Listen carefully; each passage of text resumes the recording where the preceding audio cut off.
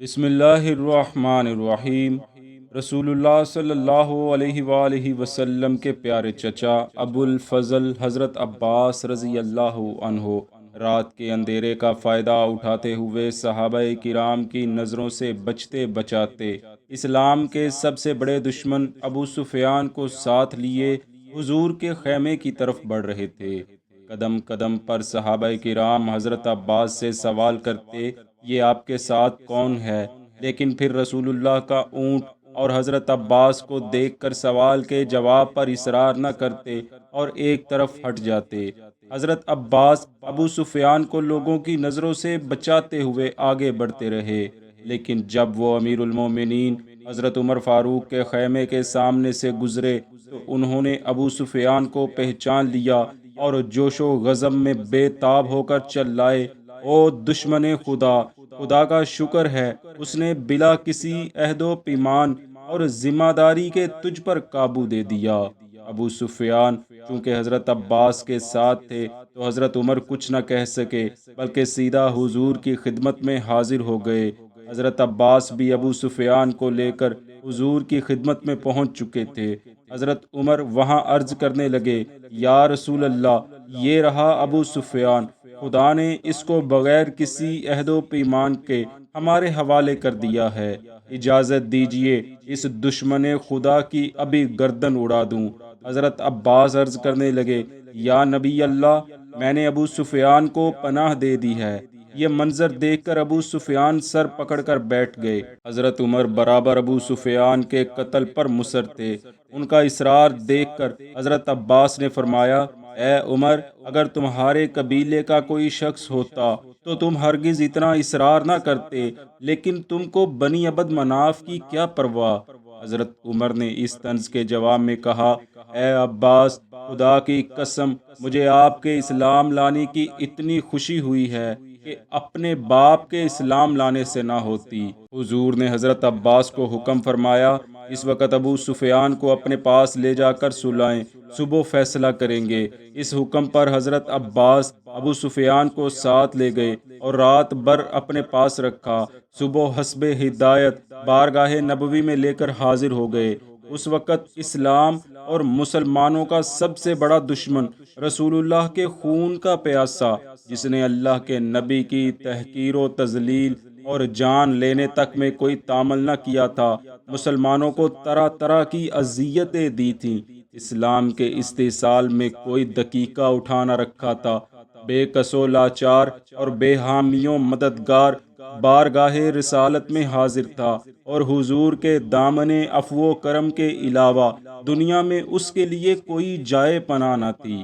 بارگاہ رسالت سے اس سنگین مجرم کے لیے قتل کی سزا تجویز نہیں ہوئی، نہ ہی قید خانے کی چار دیواری میں بند کیے جانے کا حکم صادر ہوا، اور نہ ہی جلا وطن کیا گیا، بلکہ حضور نے فرمایا، ابو سفیان، افسوس کا مقام ہے، کیا اب بھی وہ وقت نہیں آیا کہ خدا کی وحدانیت کا اقرار کرو؟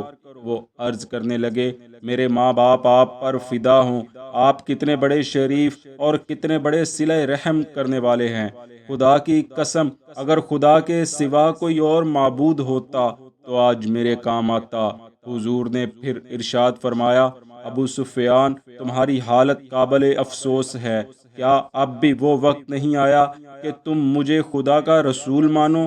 عرض کرنے لگے، خدا کی قسم، ابھی تک مجھ کو اس میں شک ہے۔ حضرت عباس جو قریب کھڑے سن رہے تھے، ڈانٹ کر کہتے ہیں، ابو سفیان، اس سے پہلے کہ تیرا سر تن سے جدا ہو، لا الہ الا اللہ محمد الرسول اللہ کہہ لو۔ بس حضرت عباس کی ڈانٹ پر ابو سفیان کلمہ توحید پڑھتے ہیں اور صحابہ کرام کی صف میں شامل ہو جاتے ہیں۔ دوستو، بنی امیہ اور بنی ہاشم کی خاندانی چشمک اور کچھ حضرت ابو سفیان کے قبل از اسلام کارناموں نے ان کے متعلق عجیب و غریب روایتیں مشہور کر دی ہیں۔ یعنی بعض لوگوں کا خیال ہے کہ وہ دل سے کبھی مسلمان نہیں ہوئے، فتح مکہ میں محض انہوں نے جان کے خوف سے اسلام قبول کر لیا تھا، لیکن ان کے دل میں کبھی اسلام راسخ نہیں ہوا، اور ان کی زندگی شروع سے آخر تک منافقانہ رہی۔ ان کے نفاق کے ثبوت میں بعض واقعات بھی بیان کیے جاتے ہیں۔ ان میں سب سے زیادہ مشہور واقعہ یہ ہے کہ جب امیر المومنین حضرت ابو بکر صدیق خلیفہ منتخب ہوئے تو ابو سفیان نے حضرت علی کرم اللہ وجہ الکریم کے پاس جا کر کہا، قریش کا سب سے کمزور گھرانہ آپ کے ہوتے ہوئے خلافت پر قابض ہو گیا ہے۔ اگر تم کہو تو میں پیادوں اور سواروں کا دریا بہا دوں۔ حضرت علی نے فرمایا، تم ہمیشہ اسلام کے دشمن ہی رہے ہو، لیکن تمہاری دشمنی اس کو ذرا برابر بھی نقصان نہیں پہنچا سکی۔ اسی طرح جب امیر المومنین حضرت عثمان خلیفہ ہوئے تو ان سے بھی آ کر کہا کہ بنی تیم اور بنی عدی کے بعد اب خلافت تمہارے ہاتھ میں آئی ہے، اس لیے بنی امیہ کو بڑھانا چاہیے۔ حضرت عثمان نے بھی یہ سن کر انہیں ڈانٹا اور خاموش کرا دیا۔ دوستو، اول تو اس قسم کے جس قدر واقعات ہیں کوئی بھی پائے ثبوت کو نہیں پہنچتے۔ چنانچہ علامہ ابن عبد البر ان واقعات کے متعلق لکھتے ہیں، یعنی ابو سفیان کے متعلق اس قسم کے جس قدر واقعات ہیں وہ لغو اور محمل ہیں۔ صاحب اسد الغابہ لکھتے ہیں، یعنی حضرت ابو سفیان کے اس قبیل کے بہت سے واقعات بیان کیے جاتے ہیں مگر کوئی بھی ثابت نہیں ہے۔ لیکن بالفرض اگر اس قسم کے واقعات کو صحیح بھی مان لیا جائے تو ان سے ان کی اسلام دشمنی ثابت نہیں ہوتی، بلکہ زیادہ سے زیادہ ان کی خاندانی عصبیت کا ثبوت ملتا ہے۔ اور اس سے انکار نہیں کہ بنی امیہ میں خاندانی تعصب موجود تھا۔ قبول اسلام سے پہلے ابو سفیان کی اسلام دشمنی کے بارے میں جو کچھ بھی کہا جائے سب صحیح ہے، لیکن قبول اسلام کے بعد ان کی زندگی کے واقعات خود ان کے مومن ہونے کا ثبوت ہیں۔ جیسا کہ طائف میں حصہ لینے سے وہ ایک آنکھ سے محروم ہو گئے تھے، لیکن پھر بھی جذبہ جہاد ان کے سینے سے کم نہ ہوا، اور ایک آنکھ سے نابینا ہونے کے باوجود شام کی لڑائیوں میں شرکت کی، بلکہ بیوی بچوں کے ساتھ شریک ہوئے اور اپنی دوسری آنکھ بھی اللہ کی راہ میں قربان کر دی۔ منقول ہے کہ جب آپ دونوں آنکھوں سے محروم ہو گئے تو پھر آپ غلام کے سہارے چلا کرتے تھے۔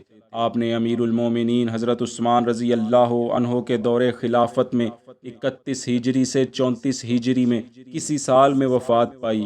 اس وقت آپ کی عمر 88 سال تھی۔ آپ کی نماز جنازہ یا تو حضرت عثمان نے پڑھائی یا خود حضرت معاویہ نے پڑھائی تھی۔ دعا ہے رب تعالی ہماری اس کاوش کو اپنی بارگاہ میں قبول فرمائے اور ہمیں دین اسلام کی صحیح سمجھ بوجھ عطا فرمائے، آمین۔